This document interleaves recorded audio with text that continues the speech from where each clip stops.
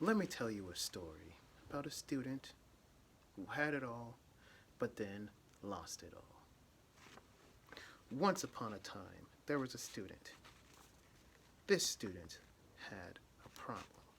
The student was confident, creative, and had a work ethic that put all of his classmates to shame.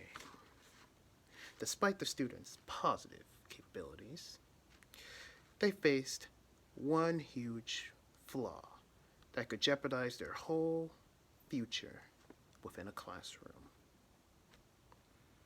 That student lacked a focused mind. Does this sound familiar? If it does, then you're in luck because today is the day that I, Professor Donaldson, teach you about how to obtain a focused mind so that you may overcome the problems that all poor students face within their academic career. I will do this by talking to you about information that I found within the book, The Attention Revolution, Unlocking the Power of a Focused Mind by Alan Watts. For this presentation, I will simplify Buddhist philosophy within the text to help explain how to obtain shamatha, which is also translated as peace of mind or tranquil of mind. Within this, we're going to talk about 3 stages of attention. We're going to talk about stage 1, which is directed attention, stage 2, continuous attention, and stage 7, we're skipping ahead, to fully pacified attention. And finally, after that, I am going to explain what I took from the 3 stages and elaborate on how it affected my life and if it actually worked for me. Now, let us begin with stage 1. Stage 1, directed attention. Directed attention is the definition of directed attention is learning to focus on one object. Now, perfect example of one object to focus on would be me focusing on this instead of a presentation. Anyway, there's many problems with this, but the main problems that come around it that come up the most in directed attention are attention deficits and hyperactivity, what we would know or nickname ADHD. And what makes up directed attention? Mindfulness and the power of hearing. Mindfulness is defined as being aware of your surroundings at all times, no matter what. And the power of hearing is what you learn and hear from your surroundings. Usually we're coming from a teacher and being able to adapt that to what you learn. All this is important because this is part of the framework that will help you gain peace of mind. Now, stage 2, continuous attention. Continuous attention is being able to focus on a particular object, like this again, and me going back to this presentation. Now, the main problem with this is wandering thoughts, like me wondering about what I'm going to eat after this. I was thinking of maybe heading out somewhere, going to get some distracted. Anyway, what makes up this stage? Power of thinking. Now, unlike the power of hearing in the previous one, the power of thinking focuses on your mind and what you think as you're going through and learning information. When you're learning information and focusing on a thing. See, with continuous attention, it implies that there is multitasking. But the book makes it clear that this stage is anti-multitasking, because when you're multitasking, you're having residual thoughts, and that's one of the problems within this. So, remember, continuous attention does not mean attention to everything else around you. It means focusing on one thing despite everything else going on around you. Okay?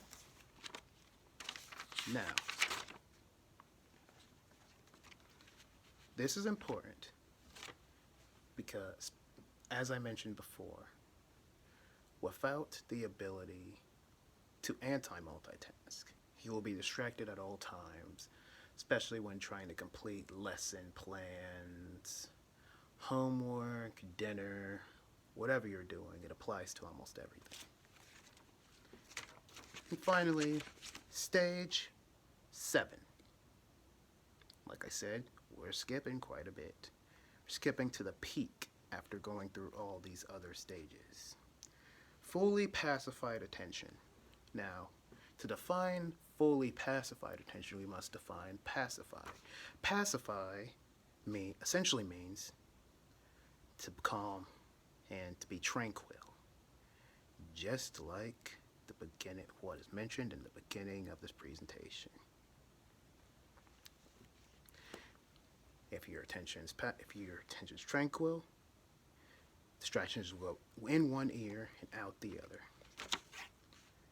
What makes it up, this stage? Enthusiasm, actually. Because when you're enthusiastic about something, you will be willing to go through and follow it all to the end.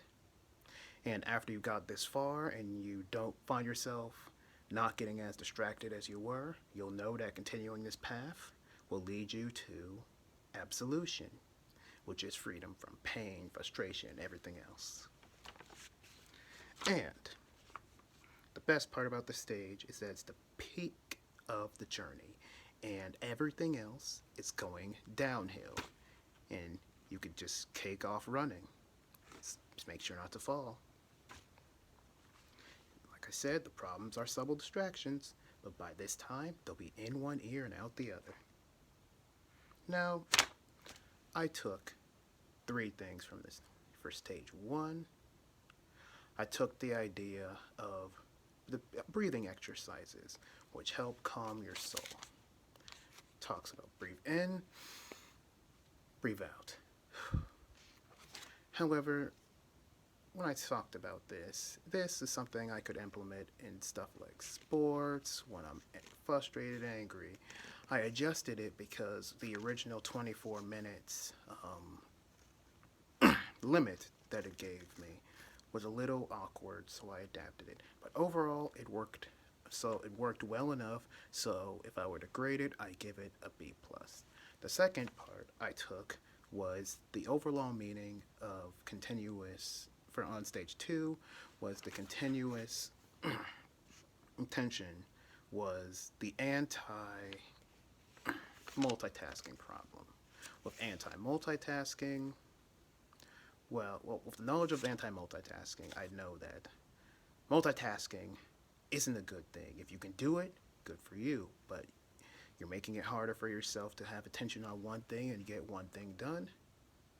Well, with that knowledge that it helped me apply to focusing on one thing, I'd give it an A+. And finally, stage 7's message and enthusiasm. I am never really enthusiastic about anything, despite my demeanor right now.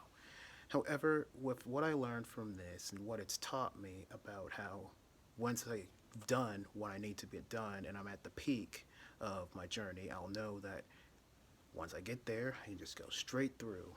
And with that, I'd give it an A+. Now,